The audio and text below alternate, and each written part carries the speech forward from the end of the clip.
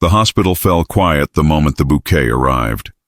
It was early morning, the hour when fluorescent lights still hummed louder than voices, and the smell of disinfectant lingered like fog. Nurses moved between rooms with half-awake precision, and the rhythm of machines formed the heartbeat of the building. Nothing ever surprised anyone on the geriatric floor. Until that morning. A delivery man, sweating beneath his winter jacket, appeared at the reception desk with an enormous arrangement of lilies and pale roses. The flowers were fresh, glistening with dew, and far too beautiful for this corridor of oxygen tanks and wheelchairs. The tag read in careful handwriting, "For Mrs. Agatha Brown, room 7. Nurse Ellen took the bouquet, puzzled. Flowers were rare in this wing, gifts even rarer. Most of the patients had long since outlived the people who might have sent them. She hesitated outside room 7, knocked softly, then entered. Mrs. Brown was awake, sitting upright against a mountain of pillows. Her hair, white and thin as spun sugar, had been neatly brushed by the night nurse. The oxygen tube curved beneath her nose. Her breathing was shallow but steady. She looked up, and when she saw the flowers, her entire face transformed. For a moment, the 82-year-old woman looked almost radiant. "Oh," she said, her voice trembling but bright. "They still remember." Ellen smiled, placing the vase beside the window. "Who remembers Mrs. Brown?" "The children," the old woman answered simply, eyes glinting with secrets. "My children from long ago." Ellen had no idea what that meant, but she nodded politely. "They're beautiful," she said. "Yes," Mrs. Brown whispered, touching a petal as if it were made of memory. "Beautiful things always come when you stop expecting them." Later that morning, Dr. Ethan Carter read her chart in the hallway. Pneumonia, heart failure, anemia, age 82. It was the sort of case that rarely surprised anyone. Yet when he stepped into her room, he found it filled with the scent of lilies. The bouquet dominated the space, defying the sterile smell of medicine. He paused. "You've got quite an admirer," he said lightly. Mrs. Brown smiled without opening her eyes. "Not an admirer, doctor. A reminder." He checked her pulse, her lungs, her vitals. Everything was delicate, but holding. "A reminder of what?" "That kindness outlives us all," she said. It was the kind of answer that stayed in his mind longer than it should have. When he left, he told himself it was just another patient finding comfort in small fantasies. But as he closed the door, the faint sweetness of the flowers clung to his clothes. By evening, rumors had spread. A patient in room 7 receiving anonymous bouquets, every nurse had stopped by to see. Some smiled, others joked that maybe the old lady had a secret romance. The janitor swore he'd seen the delivery man again that afternoon, another package under his arm. Ellen dismissed it as gossip, but when she returned to the room to check vitals, there it was. A smaller bouquet of daisies placed neatly beside the first.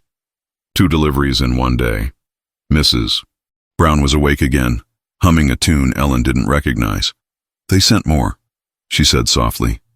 "They always send more when the seasons change." Ellen adjusted the IV line, trying not to show her curiosity. "You seem to know exactly who they are." The old woman laughed, a sound like paper crinkling. "Not who they are now, dear. Who they were then. I taught them to write their names, to read their first stories. They promised they'd never forget me. I suppose they kept their word." That night, Dr. Carter walked past room 7 again before going home. The lights were dim, the hallway half empty. Through the glass, he could see Mrs. Brown asleep, her hand resting on the edge of the blanket, fingers curled around a single flower she must have plucked from the bouquet. Something about the sight stopped him. Hospitals were full of endings, but this looked like something beginning.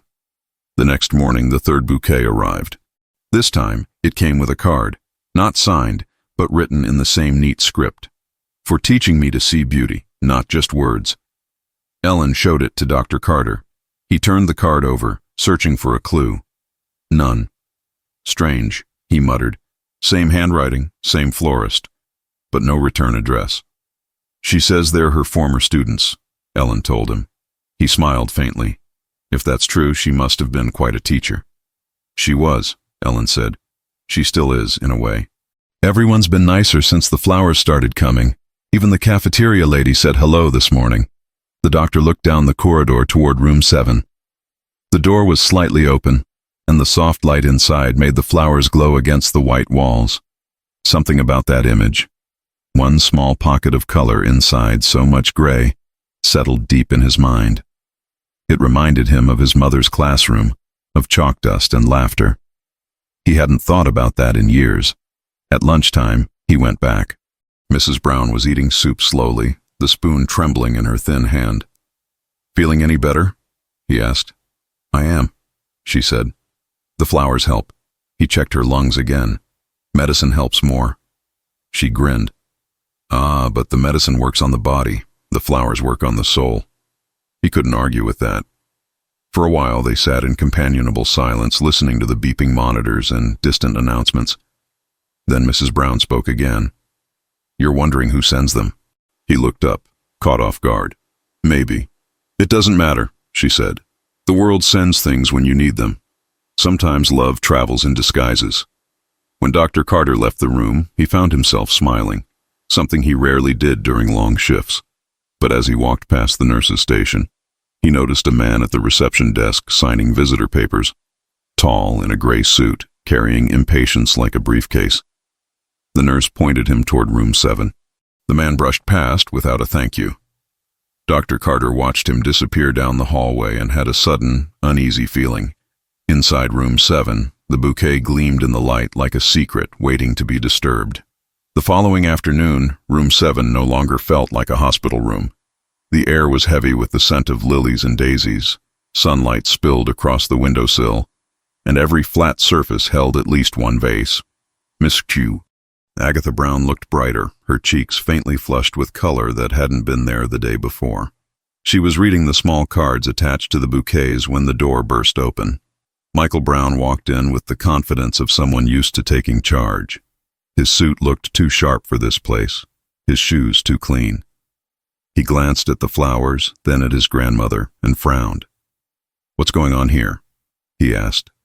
"Did someone mix up deliveries?" Mrs. Brown smiled calmly. "No mistake, dear. They're mine." "All of them?" he said, incredulous. "Who's sending this stuff?"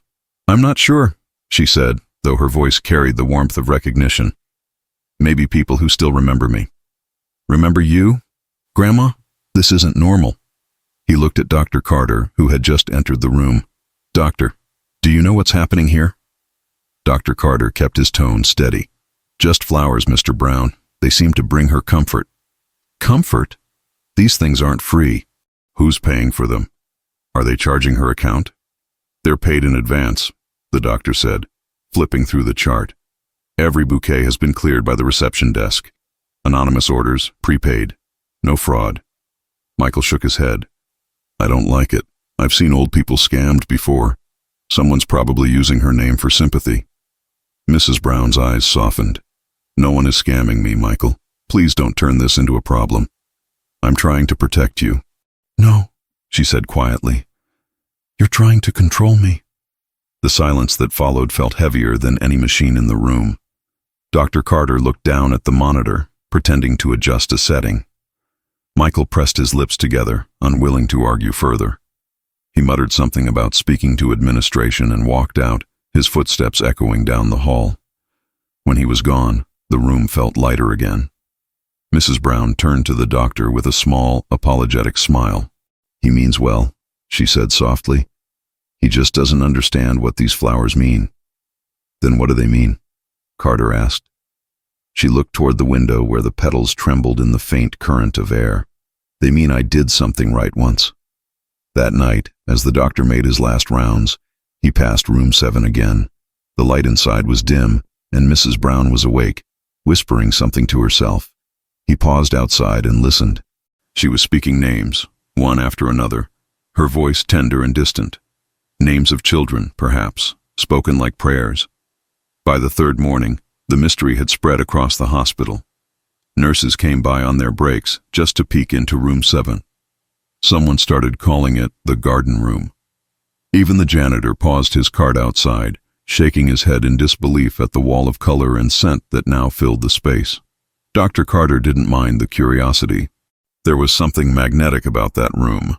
It seemed to repel the gloom that usually settled over long-term care wards. He stopped by as usual, smiling as Mrs. Brown tried to sit up. "You're looking stronger," he said. "Flowers do that," she replied. "They remind you that life still happens outside these walls." He sat down on the edge of the chair by her bed. "Can I ask you something, Mrs. Brown? You said these are from your students?" She nodded slowly. "I was a teacher for 40 years, elementary school mostly. Some of those children grew up to have children of their own. I suppose they didn't forget the woman who made them memorize poems." Dr. Carter glanced at one of the cards. The handwriting was neat, careful, the kind that came from a generation taught to write with pride. "Thank you for believing in me when no one else did," one said. Another read, "You changed my life in 3rd grade." He felt a lump rise in his throat. "You really did make a difference," he said. Mrs. Brown chuckled softly. "Everyone does, Doctor. We just don't always live long enough to see it." But not everyone was charmed by the story. That afternoon, Michael returned. His expression was harder this time. He didn't bother greeting his grandmother. Instead, he turned straight to Dr. Carter. "I spoke with billing. They say someone's been dropping off packages every day.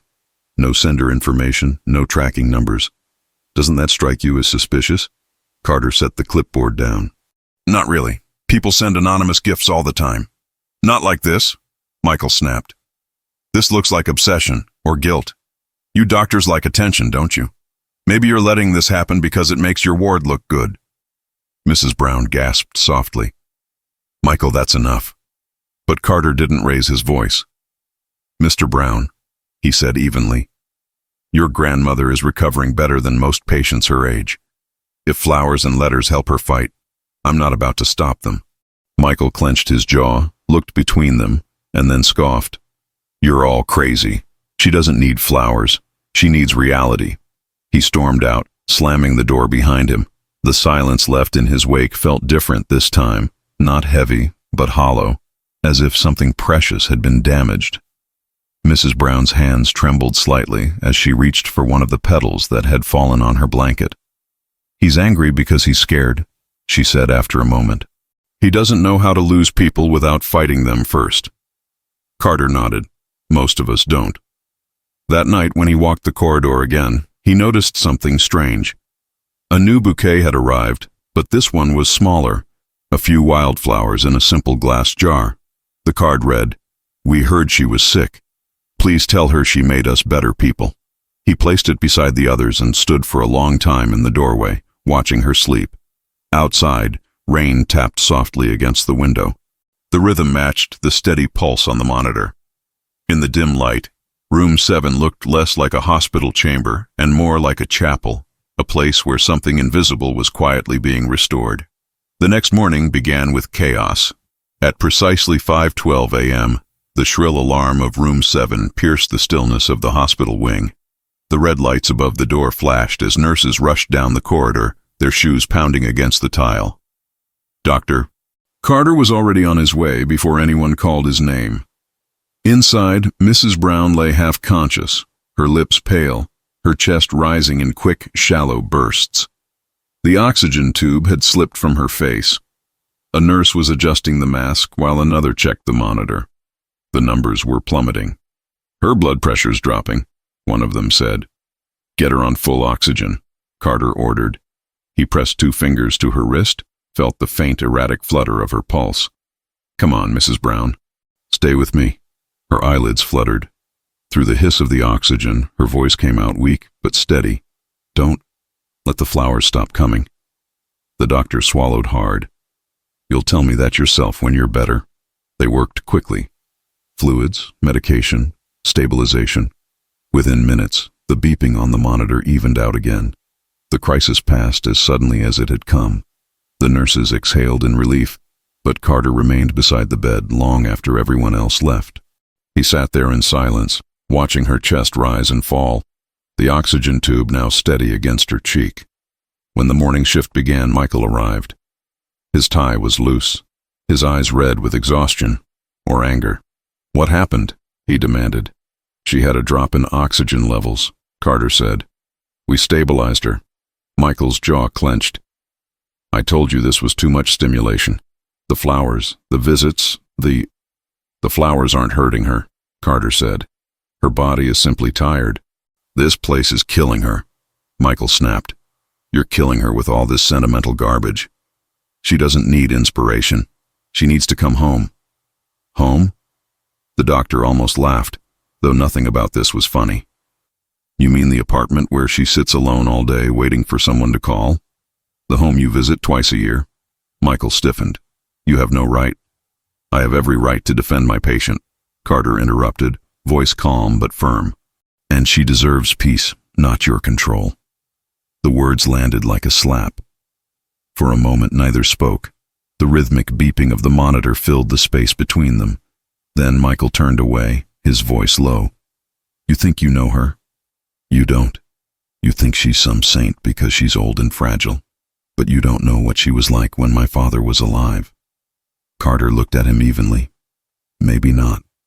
But I know what she's like now. And I think you've forgotten. Michael's face twisted with something between anger and guilt. He stormed out, leaving the door open behind him. Later that afternoon, Mrs. Brown woke up. Her voice was barely a whisper. Was Michael here? He was, Carter said gently. And he's angry. He's worried, the doctor replied. She smiled faintly. Worry is just love wearing armor. He'll understand one day. The next few hours passed quietly. The nurses checked on her every half hour, each one lingering a little longer than necessary, as if the room itself demanded respect. When Carter came by in the evening, she asked for the smallest favor. Can you move that bouquet closer to me? The one with the yellow ribbons. He lifted the vase and set it near her hand. There. Better? Perfect, she said. They remind me of spring recitals. I used to tie ribbons like that in my students' hair when they performed. They'd be so nervous, their hands shaking over the piano keys. I'd tell them, don't worry. Beauty doesn't need to be perfect to be beautiful. Her eyes drifted shut, and for a long moment she seemed to drift somewhere far away. The machines hummed softly, and the flowers swayed gently with the movement of the air conditioner. When Dr. Carter left the room that night, he found a folded note on the nurse's desk. It was addressed to him in handwriting he recognized. The nurse handed it to him, whispering, She asked me to give this to you if she fell asleep before you came back. He slipped the paper into his pocket and didn't open it until he reached the empty lounge. It was a short letter, barely a paragraph, written in the same trembling script as the flower cards. Dear Doctor, if I don't wake up tomorrow, please tell my grandson that love can't be inherited. It must be earned. Thank you for letting me see kindness bloom one more time. For a long moment he just sat there, the letter trembling in his hand. Outside the rain had stopped. Somewhere in the hallway, a cart squeaked softly, and the faint perfume of lilies drifted through the air. He folded the note carefully and placed it inside his coat. There would be time to deliver it later, but deep down, he hoped she'd wake up to say it herself. The next morning, the sky above the hospital was washed in gray. A light fog clung to the parking lot, blurring the silhouettes of trees and cars.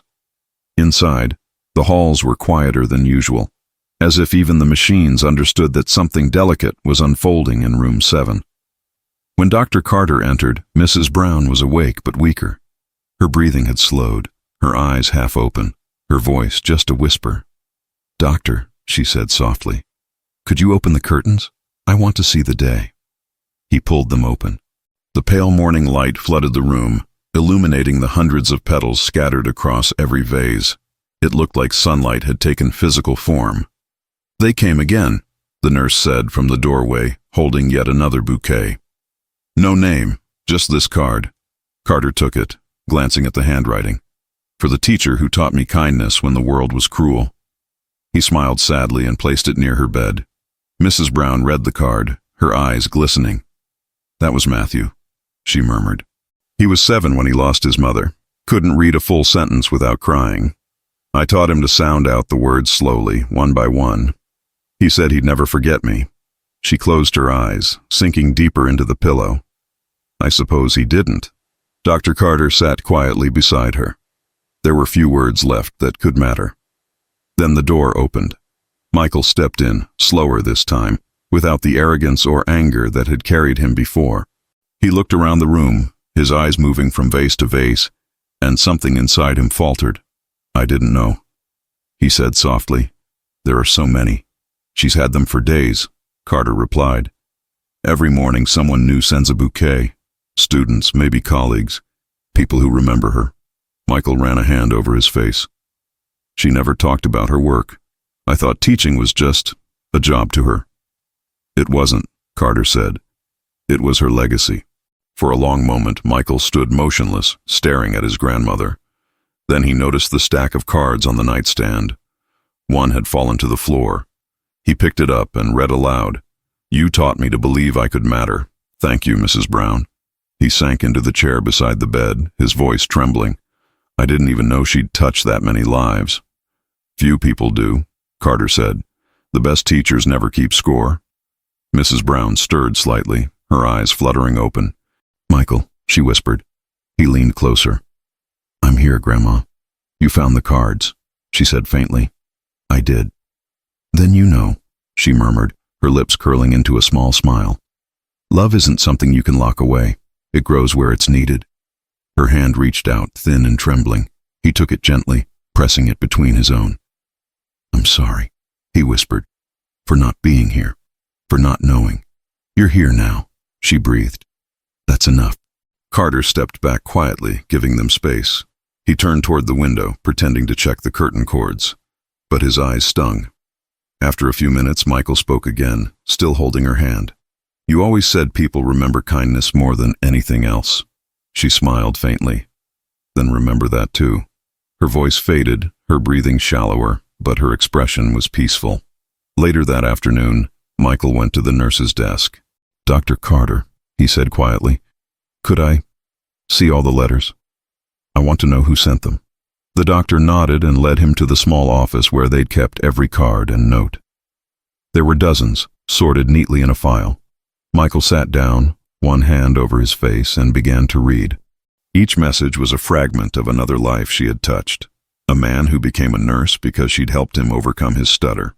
A woman who named her daughter Agatha. A soldier who'd carried one of her letters in his pocket through an entire deployment. By the fifth card, Michael couldn't read anymore. His vision blurred. He leaned back in the chair, overwhelmed by something he didn't have words for. Dr. Carter watched silently. "Now you see what she meant," he said softly. "She wasn't just your grandmother, Michael. She was everyone's Mrs. Brown." Michael nodded slowly. "All my life I thought she was weak. She wasn't. She was strong in a way I never understood." He closed the box and stood up. "I should tell her." But when they returned to room 7, Mrs. Brown was asleep. The room was bathed in the golden light of sunset, and the flowers glowed like a garden at dusk. The monitor beeped softly, steady but slow. Michael sat down beside her again, his voice breaking. "They still remember you, Grandma. Every one of them. You were right. Kindness doesn't die." For the first time, he didn't look like a man defending control. He looked like a boy rediscovering faith. Outside, a gentle breeze carried the scent of lilies down the corridor, brushing past the nurses and patients as if the whole hospital shared in the secret of room 7. That love, once planted, never stops blooming. That night, the hospital was quieter than usual. The storm that had threatened all afternoon had finally passed, leaving the city wrapped in a mist that shimmered under the streetlights. The windows of room 7 glowed faintly, their reflection mirrored on the wet pavement below. Inside, time seemed to move differently. Slower, softer, like the hush that follows a prayer. Dr. Carter checked on Mrs. Brown one last time before heading home.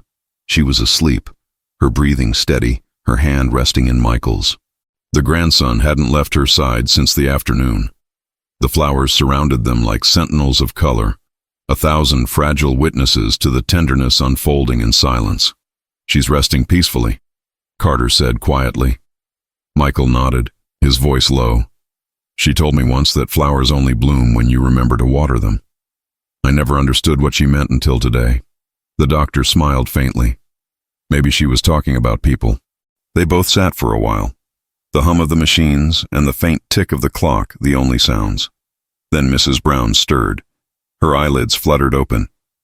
"Doctor," she whispered, her voice barely audible. Could you read me one of the letters? Carter glanced at Michael, who quickly reached for the box on the bedside table. He pulled out a random note, its paper soft from handling. He began to read, his voice trembling slightly. Dear Mrs. Brown, I'm the boy who used to stutter in your class. You once told me that words were just bridges, and that courage was what carried them across. I wanted you to know I became a teacher too. Every time I help a child find their voice, I think of you. By the time he finished, Mrs. Brown's eyes were closed again, but a faint smile lingered on her face. That was David, she whispered. He used to hide behind his books. I knew he'd grow into something beautiful. Her voice drifted off, and for a moment it seemed she was simply resting. Michael reached for her hand again, holding it gently. You did, Grandma, he said softly.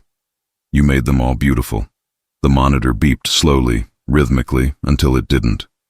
The room fell into a silence that was almost sacred, the kind that doesn't ask for tears, only understanding. Dr. Carter bowed his head. She was ready, he said quietly. Michael wiped his eyes, his voice breaking. I think she was waiting for me to see her, really see her. He looked around at the endless sea of flowers, reds, whites, yellows, violets, every shade of a life well lived. The fragrance filled his lungs, and for the first time, he didn't find it overwhelming. It felt alive. The following morning, when the nurses came to clean the room, they found something extraordinary.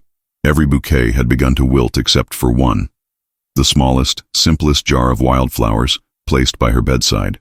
The note beside it read, Thank you for believing in us. We'll keep watering what you planted. Michael stood in the doorway, holding a cup of coffee that had long gone cold. He read the note again and again, his throat tightening. He turned to Dr. Carter, who had come to check on him. She'd like that, Carter said softly. She would, Michael replied. I think she'd say it's proof that love keeps growing even when we're gone. A week later, the hospital held a small memorial in the courtyard. The nurses, a few doctors, and even some strangers gathered. People who'd heard the story of the woman in bed 7. Michael stood beside the podium, holding a handful of petals. He cleared his throat, then spoke simply. My grandmother was a teacher.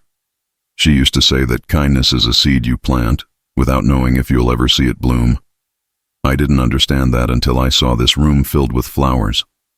He paused, looking around at the faces in the crowd. I came here to make sure no one was taking advantage of her. But the truth is, she was the one who gave. And she gave more than I ever realized. He looked up, the sunlight flickering between the branches above. Kindness leaves roots deeper than blood, he said finally, and I'll carry that with me. For her. As he dropped the petals into the wind, the air filled with the faint scent of lilies. Somewhere, it seemed, a new bouquet was being arranged. Not of flowers this time, but of memories, gratitude and love that refused to fade. Dr. Carter watched from the edge of the crowd, his hands tucked into his coat pockets, his eyes glistening. He thought of room 7, now empty, clean, and silent, and yet, in his mind, it still bloomed. The hospital carried on, as hospitals always do. But every time a delivery man arrived with flowers for an unknown patient, someone at the front desk would smile knowingly and whisper, "Must be for room 7." And somewhere beyond the reach of pain or time, Mrs. Agatha Brown smiled too, knowing that her lesson had taken root and that kindness, once planted, would never stop growing.